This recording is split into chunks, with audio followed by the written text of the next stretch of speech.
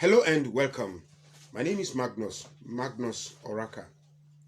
Owing to certain occurrences on social media, I have decided to dedicate every Fridays to attend to family issues. Now, with the event of the pastor who took a member's wife, it has become necessary that this intuition came to me that perhaps married couples need um, unbiased perspectives or commonsensical perspectives to issues that occur in marriages. One thing that I have known in marriages is that there are no marriages without its challenges. There are no marriages without their issues.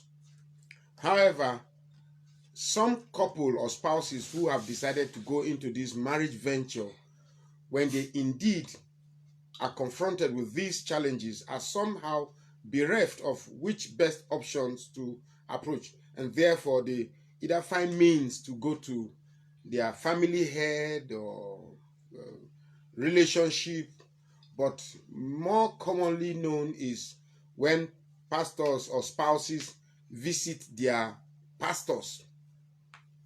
Now, with the way churches have become, it has become evident that some of these pastors are now so much exploitative that they exploit the finances of their members and even their social welfare, social relationship. Yesterday, I made a video with regard to the man whose wife was taken and the role the pastor played. At the end of the video, I heaped all the blame on the pastor. Now, because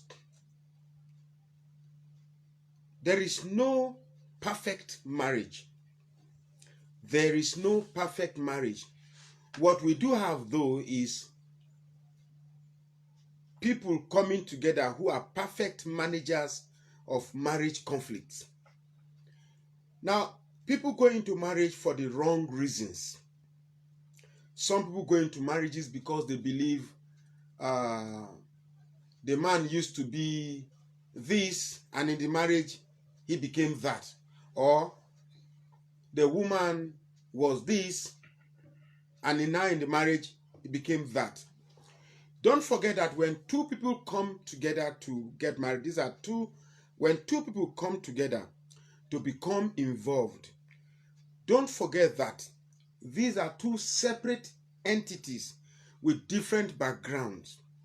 When they were courting each other, these differences are not brought to bear because there's a limited time for these two different individuals to come together. But when you come together in an enclosement, which is the home, those things that made you fall in love or like one another will not become the factors that play in the house.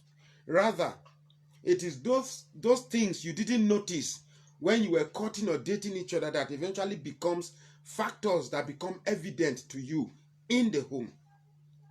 So when such couples come into the marriage and they are confronted with these new challenges or these new revelations, they become bereft as to how best to approach such matters. You might be married to a man and you think he's all caring and everything about him is for you. Suddenly he's at home, he's always outside, he's always, doing things that are not befitting of a married man. Same thing with women. Women are far more secretive than men. So there is no standard, there is no rule or formula that you can apply to a marriage that will produce a perfect marriage. Marriage is what you call pay as you go. Every day brings its unique challenges. Particularly when you start having kids, it brings its own dimension. As a matter of fact, the challenges have different variation. When you have toddlers, at that time you get their own challenges. When they become teenagers, there are challenges. When they leave the home, there are also challenges. So every stage of the marriage has its own unique challenges.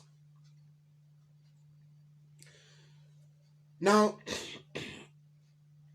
when two people come together, there must be something that brought them together.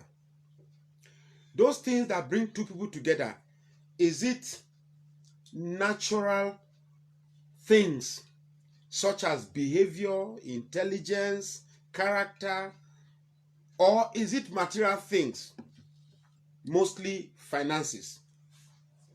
There are women who go into finances because they believe the security a man will give to them. So they choose to go into that marriage with the man in question. And such marriages in the future, when the man loses the means to provide those finances, becomes a challenge to the woman, which will lead sometimes to the question of wanting to leave the marriage or not. But a marriage built on natural attraction, things that you will never lose. A man or a woman can never lose his or her virtues. A man or a woman can never lose his or her intelligence. If a woman is neat, she can't lose that in a marriage. If a man is dirty, well, he can try to amend some, but he still can't change it, because this, after dating or after courtship, after dating or courtship, when you come to the point of trying to say, okay, let's get married, it means you have sized up the package that the man comes with. And so is the man too. When you decide to marry a woman, you have sized up the package that this woman has to offer. So in going into the marriage, you have to prepare your mind for those things you didn't see during the courtship. For instance, I have seen people adhering to the fact that it is a sin to indulge in sexual exercises before marriage. Now, morally speaking or biblically speaking, I will not contend with that. However, when you now go into the marriage and you discover that maybe one of your spouses, either the woman or the male, sexual performances falls below expectation, and you do not know how to go about it. Apart from pastors who have destroyed a lot of homes in the guise of trying to mend homes, the issue of sex has become one of the great challenges that both spouses face. It is even more a problem because sometimes it is not an issue that any of the spouses is willing to discuss naturally with his partner. So I have made it possible that perhaps I delve into this line to give it a natural approach, a natural view, common sense, logic. Common sense, logic. I said yesterday that I have my own challenges. You too watching this video, you have your own challenges as well.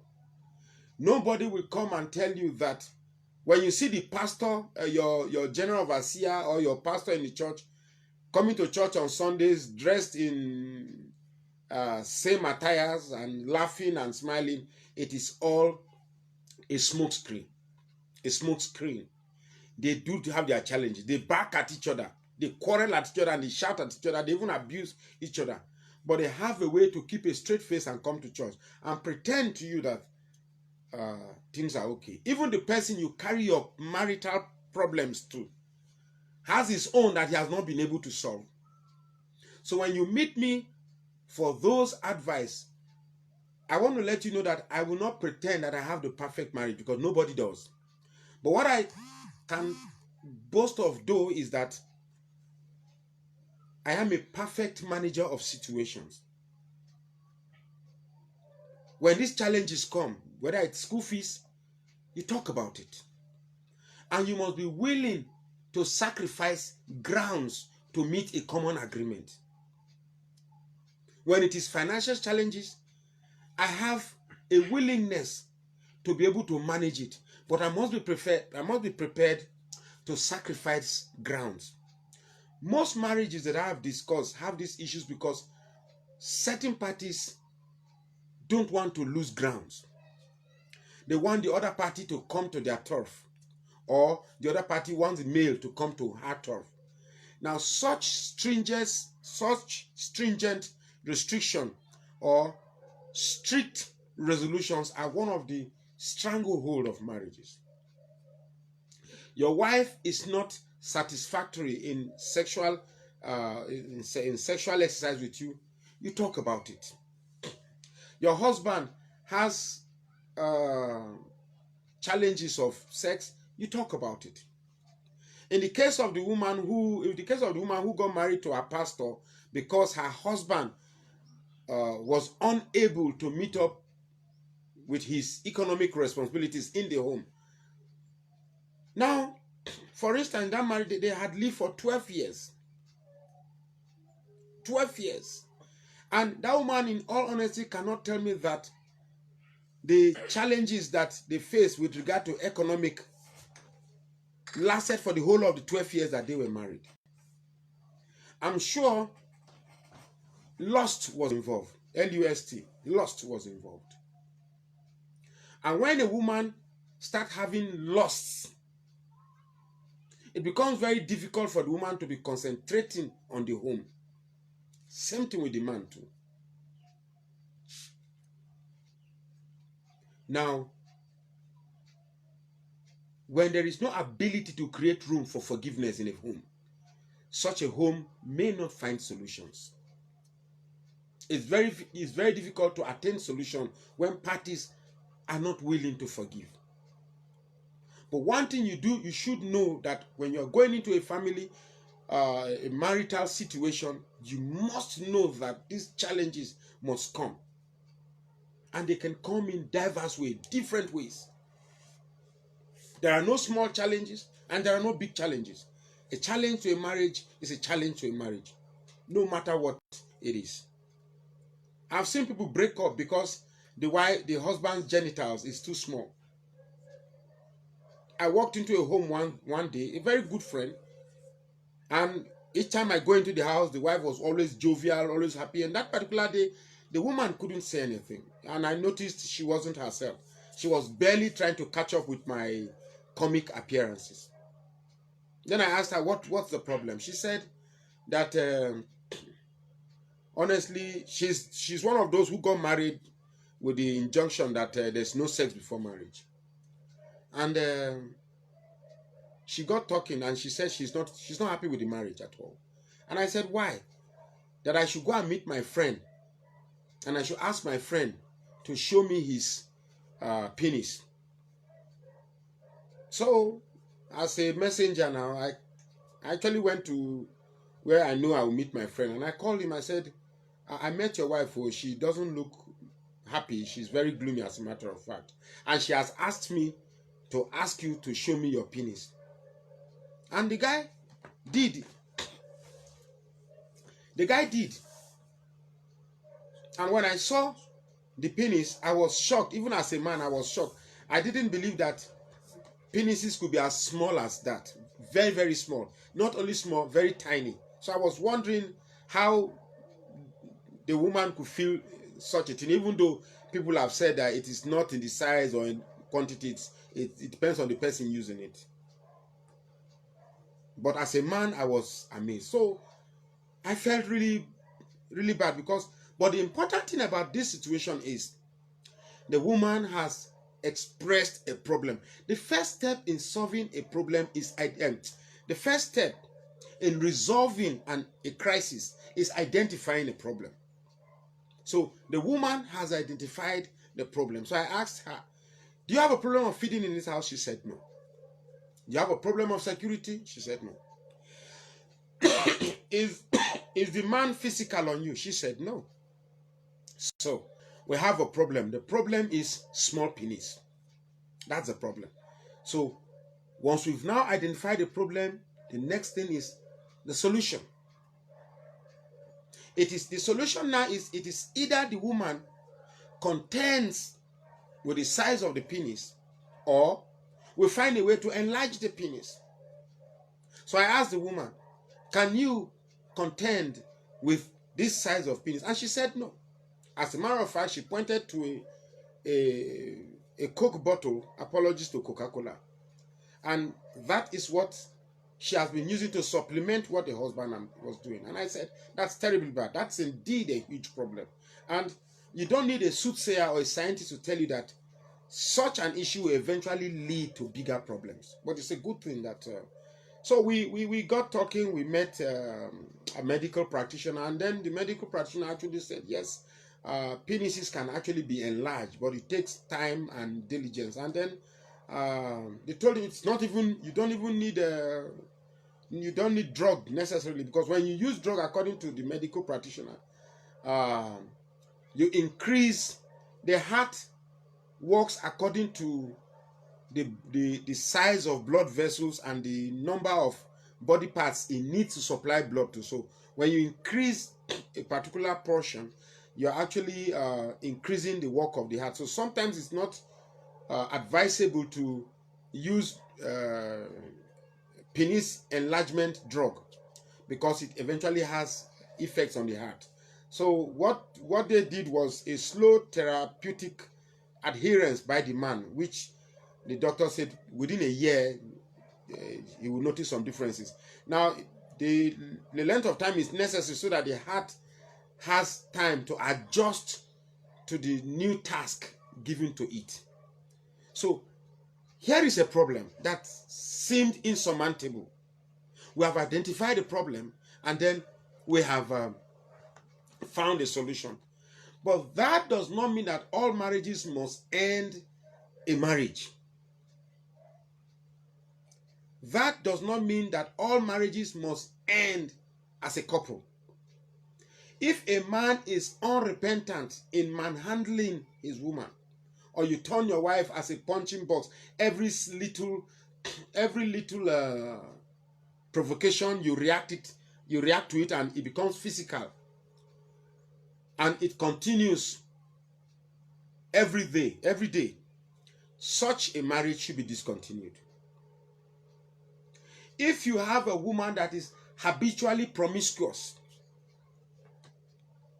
and has no ability to stop it, such a marriage should be discontinued.